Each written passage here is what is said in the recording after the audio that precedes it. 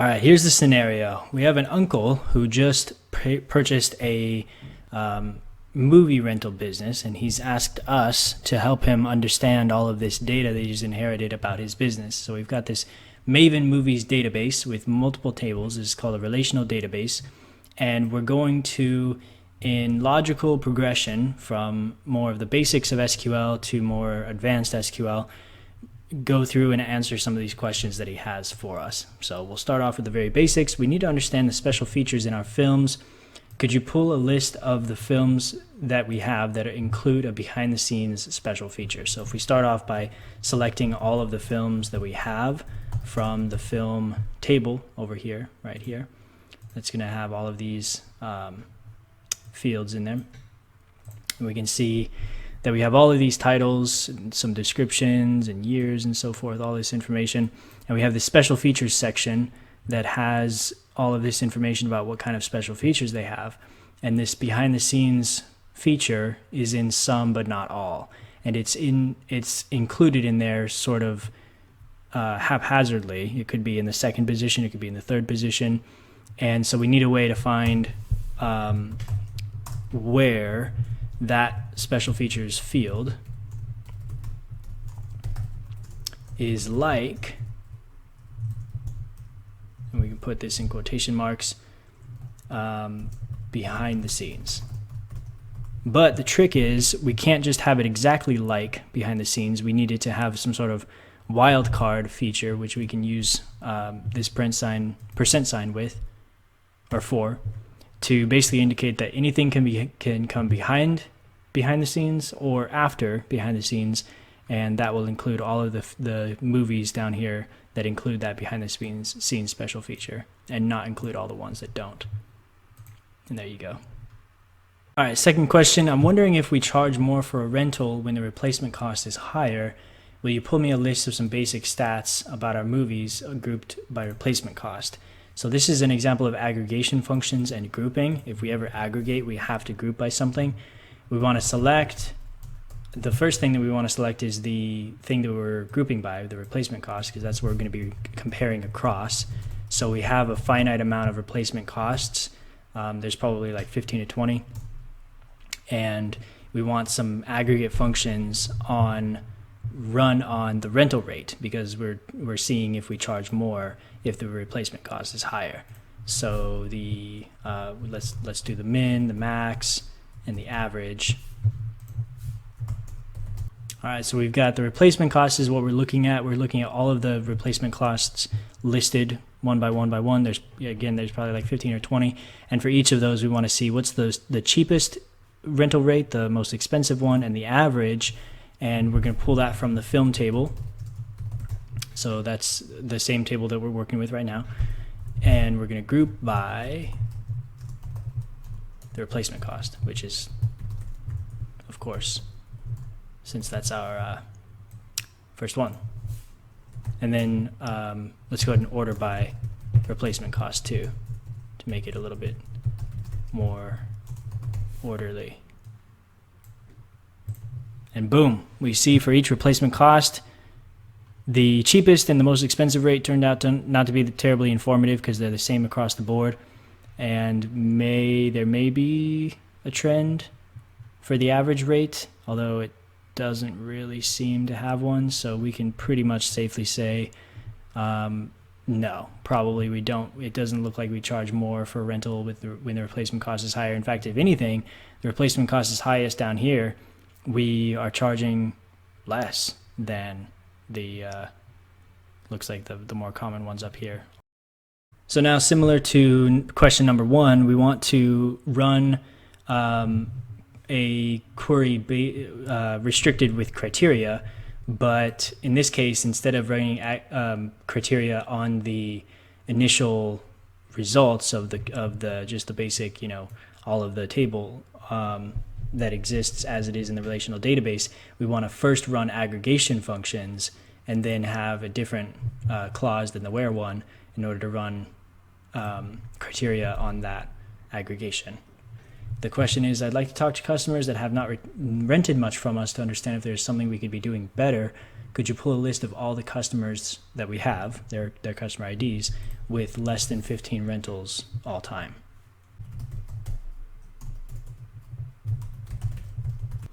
So what I'm doing here is I have the customer ID. So I want to see listed every customer ID.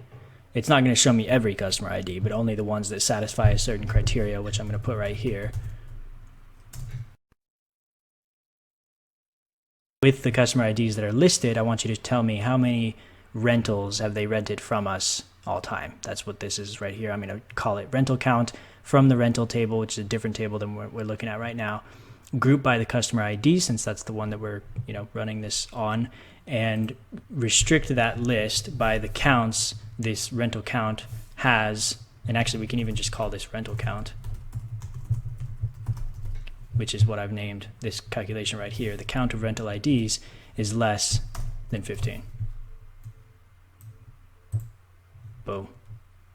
4 customers, less than 15 rentals. Pretty good for a store with hundreds of customers. Seems like to me. I don't know much about the movie rental business, but seems like a pretty good number. All right, so we're now getting into the more intermediate to advanced SQL. That's pretty powerful, being able to slice and dice data really, really well, even when you have a lot of it. That's the power of SQL. In this case, we're going to be using the case statement, no pun intended. I'd like to know which store each customer goes to and whether or not they are active. Could you pull me something like this? So if we very quickly just take a look at the rental table.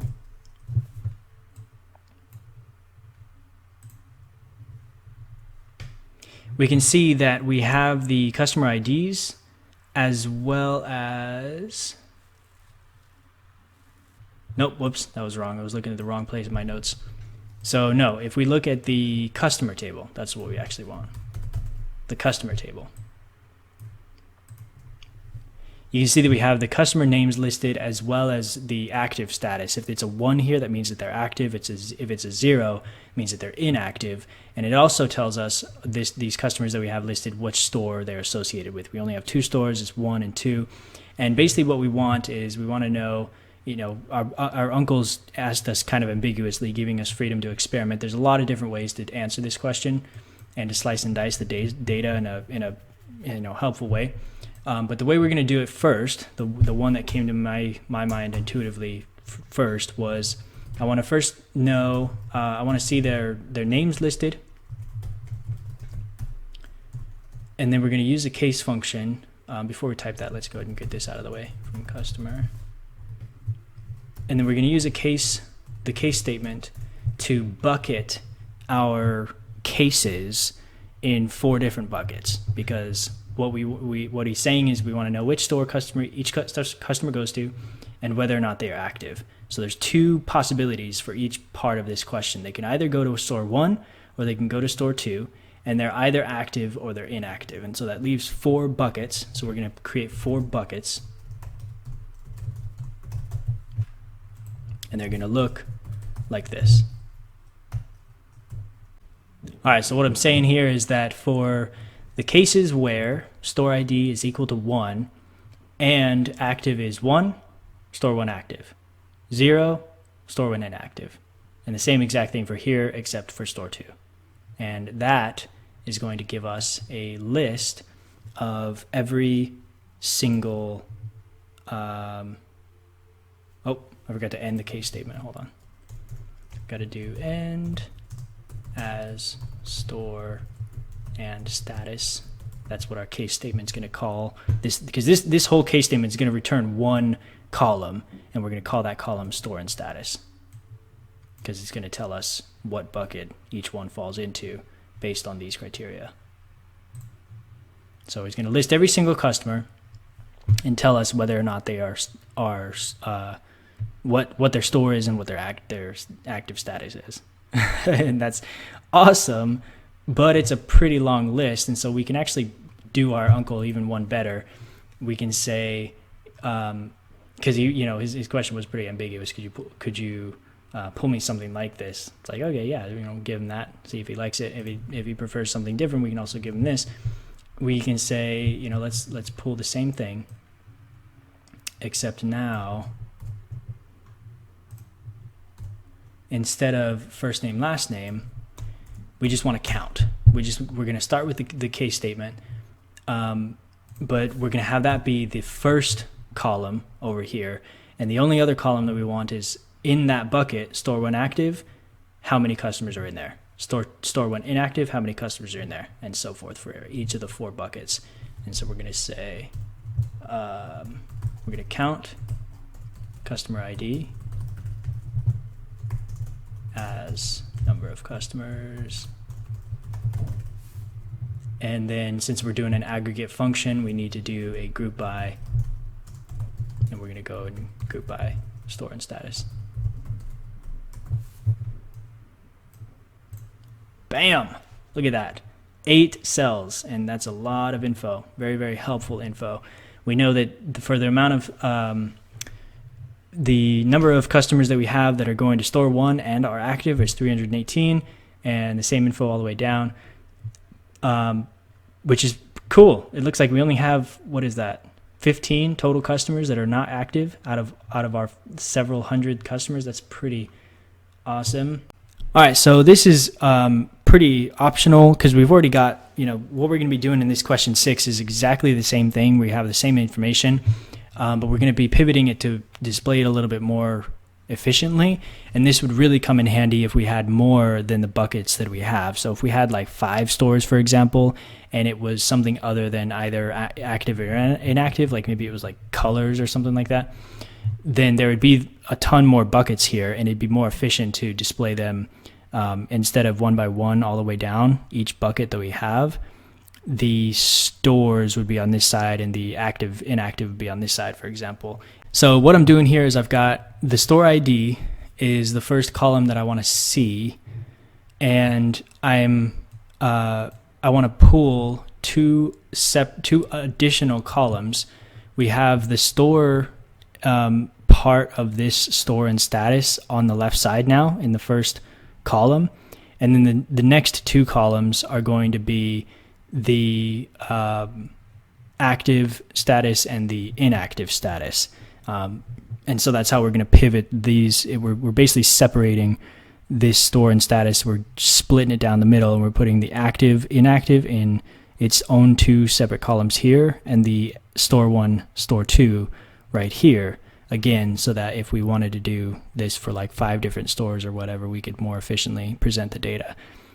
So I'm doing here a case statement: when active, count it, and when it's inactive, count it, and call those active and inactive. And we're pulling that from the customer and so forth, grouping it by store ID. And that's what we see. So exact same information, just presented a little bit more efficiently. All right, pretty close here. Only got a couple more questions. In this one and the last one, we want to introduce joins and also bridging, which is sort of like a join on steroids. So we want to start with the left join. The left join is used when we want to include the results from the first table, even when they don't have a corresponding match in the second table, and that's what a left join is.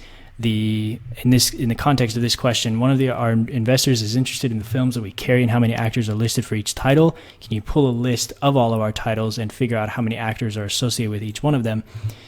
That calls for a left join because we want a list of all titles, regardless of whether or not actors are included for, you know, any one specific title. And if we only wanted a list of the titles with actors in them, it'd be weird to have any movies without any actors in them. But if we wanted a list to have only those and not include the ones without any actors, then we would simply use an inner join instead, and that would be perfectly fine. The left join and the inner join are the most important joins to understand. The other 2 that exist aren't really as important most of the time. So we've got select here. Let's go ahead and just start with getting it from the film table, and we're going to left join on, because we have the film table, we're listing the list of all titles. That's where we're going to get the titles, is from the film table, but we have to join it because we also have to know, we want to know how many actors are associated with each one. We're going to get that information from the film actor table.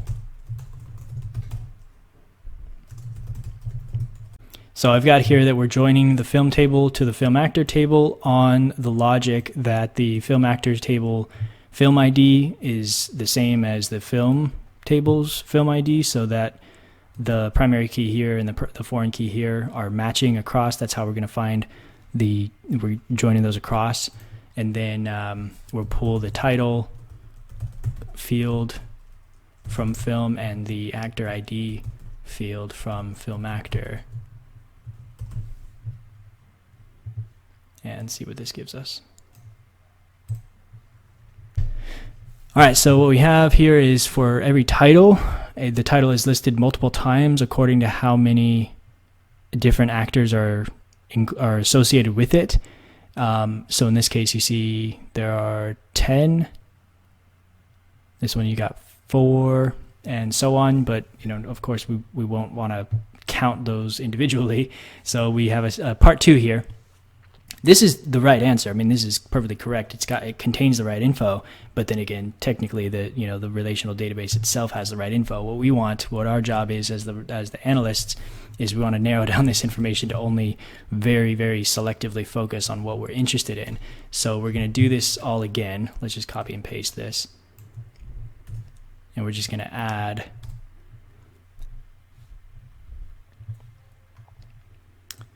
instead of displaying the actor ID here individually, we're just going to aggregate it. So we're going to do a count of the film actors, actor ID. Go ahead and call that as number of actors. And since we're doing an aggregate function, we have to group by, and we are grouping by the title. Let's see how that comes out. Booyah. So now instead of it listing the title multiple times, we just have the title, and every unique title has a count of how many actors are involved in that title. And that was the question. All right, last but not least, we want to, in this one, we want to join tables without common keys. That's the sort of learning objective or demonstration objective in this case. So what that means is that we're trying to, so let's read the question. Customers often ask which films their favorite actors appear in. It would be great to have a list of all actors with each title that they appear in. Could you pull that for me?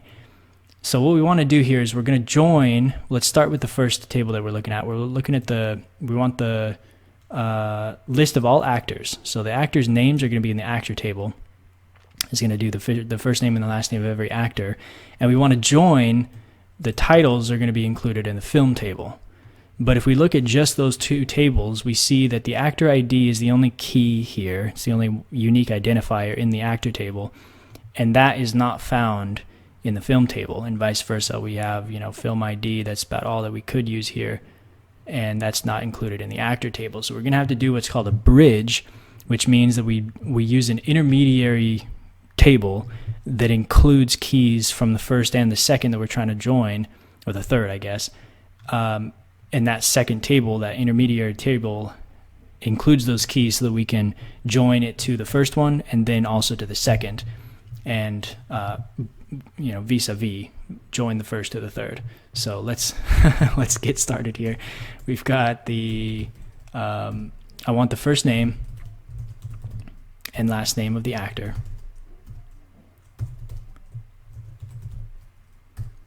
and I want the title of the film. That because I'm pulling list of all the actors with each title that they appear in. So we're going to have actors listed multiple times, and we're going to have each title that they are included in. And we're going to start by pulling from the actor table, and we're going to join, but we can't join directly onto the film table. We need an intermediary table. So what we need to find a table that includes the actor ID and the film ID, probably. And so let's see if we can find it. I have a hunch that film actor is probably going to make it work. Actor ID, film ID, boom. That's exactly what we're looking for. So from the actor table, we're going to join the film actor table on the logic that the actor ID column is the same.